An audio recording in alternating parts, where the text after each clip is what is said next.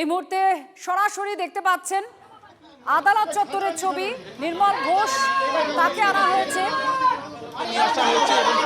দেখুন কাদায় পুরো তার পোশাক কালো হয়ে গিয়েছে, কাদা ছোড়া হয়েছে, সেই ছবিটা আমরা দেখতে পাচ্ছি। কাদা ছোড়া হয়েছে আমরা দেখতে পাচ্ছি। নির্মল দা কি বলবেন?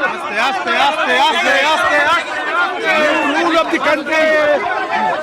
সঞ্জীব মুখোপাধ্যায় আর নির্মল ঘোষ দুজনকে আনা হয়েছে, আর তাদের লক্ষ্য হেলমেট পরিয়ে আনা হয়। কাদা ছোড়া হয়েছে, ডিম ছোড়া হয়েছে, জুতোর মালাও পরানো হয়েছে এমনটা বলছেন, কিন্তু কাদার দাগ দেখা গিয়েছে নির্মল ঘোষের পোশাকে। সেই ছবি আপনারা দেখতে পাচ্ছেন। হেলমেট পরিয়ে বের করা হয় নির্মল ঘোষকে, কিন্তু তারপরেও শেষ রক্ষা হয়নি। আমি ছবিটা দেখাবো। এই যে ব্যারাকপুর আদালতের যে কোর্ট লকআপ, সেই কোর্ট লকআপে এই মুহূর্তে নিয়ে আসা হলো নির্মল ঘোষকে। আমরা দেখলাম তাকে প্রিজন ভ্যানে করে নিয়ে আসা হলো। নিয়ে আসার পর কোর্ট লকআপে নিয়ে যাওয়া হলো। তার পোশাকে কাদা ছেটানো হয়েছে আমরা দেখলাম। দিদি, আপনি কি বলছিলেন? ওকে চোর বলছিলাম, ওকে দুষ্কৃতী বলছিলাম, ওকে নারী ধর্ষণকারী লোক বলছিলাম। কি চুরি করেছে উনি? কি চুরি করেছে, কত টাকা লুট করেছে আপনি জানেন না? 1 কোটি টাকার কেস তো চলছেই। 1 কোটি ডিয়ার লটারি ওনারই ইন্ধন, অভয়ার যে বডি লোপাট সব ওনার ইন্ধন। তা ওনার কোনো মতে উনি আজকে ধরা পড়েছে, পশ্চিমবাংলার মানুষ আজকে শান্তি পাচ্ছে, অভয়া বোন আজকে শান্তি পাচ্ছে, এটাই হচ্ছে কথা। আমার নাম গীতা সাহা। আমরা দেখলাম গীতা সাহা তিনি প্রতিবাদ করলেন যখন নিয়ে আসা হলো এই যে কোর্ট লকআপ, এই কোর্ট লকআপে যখন নিয়ে আসা হলো নির্মল ঘোষকে, তখন প্রতিবাদ করলেন। আমরা দেখলাম যে প্রিজন ভ্যানে করে থানা থেকে নিয়ে আসা হলো এবং তার সাদা পাজামা পরে এসছেন। সেখানে দেখা যাচ্ছে যে তাকে যে কাদা ছোড়া হয়েছে থানা চত্বরে, খড়দহ থানা চত্বরে তাকে যে কাদা ছোড়া হয়েছে সেই ছবিটা স্পষ্ট ধরা পড়লো।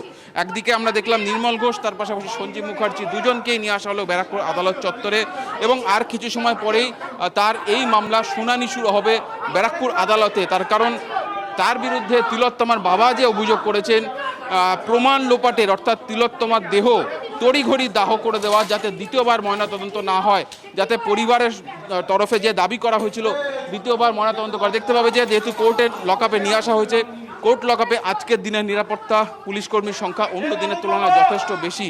তার কারণ অত্যন্ত সেন্সিটিভ ইস্যু। আমরা দেখলাম নির্মল ঘোষের বিরুদ্ধে স্থানীয় মানুষদের ক্ষোভ রয়েছে, তারা থানার সামনে জড়ো হয়েছেন, বিক্ষোভ দেখিয়েছেন। আমরা সেই ছবি দেখলাম। আমরা দেখলাম যে মানুষ মূলত পানিহাটির মানুষজন সেখানে ডিজে বাজিয়ে রীতিমতো তারা নিজেদের উচ্ছ্বাস প্রকাশ করছেন। তার কারণ দীর্ঘদিন ধরে নির্মল ঘোষের বিরুদ্ধে শুধুমাত্র তিলোত্তমার দেহ লোপাটের অভিযোগ নয়, তিলোত্তমার দেহ পুড়িয়ে দেওয়ার অভিযোগ তড়িঘড়ি তেমনটা নয়। তার বিরুদ্ধে স্থানীয় মানুষজন দাবি করলেন যে তার বিরুদ্ধে তোলাবাজির অভিযোগ রয়েছে, তার বিরুদ্ধে দুর্নীতির অভিযোগ রয়েছে। সঞ্জীব মুখার্জির ছবিটা দেখাবো। সঞ্জীব মুখার্জিকে এই মুহূর্তে নিয়ে আসা হচ্ছে আদালত চত্বরে।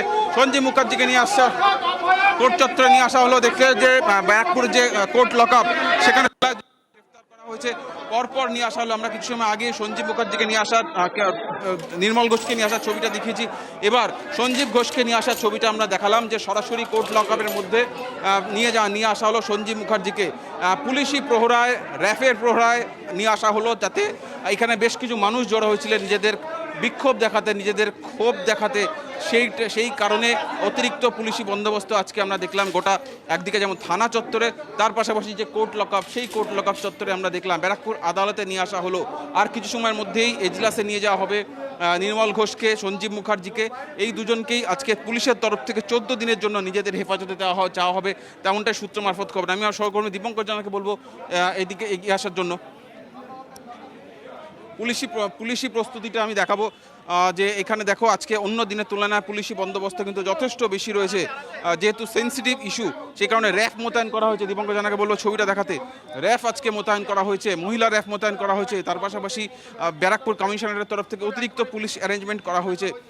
কারণ যেহেতু খড়দা থানায় আমরা দেখলাম ডিম ছোড়া হয়েছে, কাদা ছোড়া হয়েছে, একই পরিস্থিতি যাতে এই আদালত চত্বরে না হয়, বা সেই ডিম এবং কাদা ছোড়ার মাঝখানে যাতে কোনো অপ্রীতিকর ঘটনা না ঘটে, অভিযুক্ত যাতে কোনো রকমভাবে জখম না হয় বা তার উপর কোনো অ্যাটাক না হয়, সেই কারণে অতিরিক্ত পুলিশি বন্দোবস্ত আমরা দেখতে পেলাম। সেই ছবিটা এরপর কোর্ট থেকে বেরোনোর আর কি আপডেটও পাওয়া যাচ্ছে আদালতের, আমরা জানাবো আপনাদের। ধন্যবাদ আপাতত সুজয়।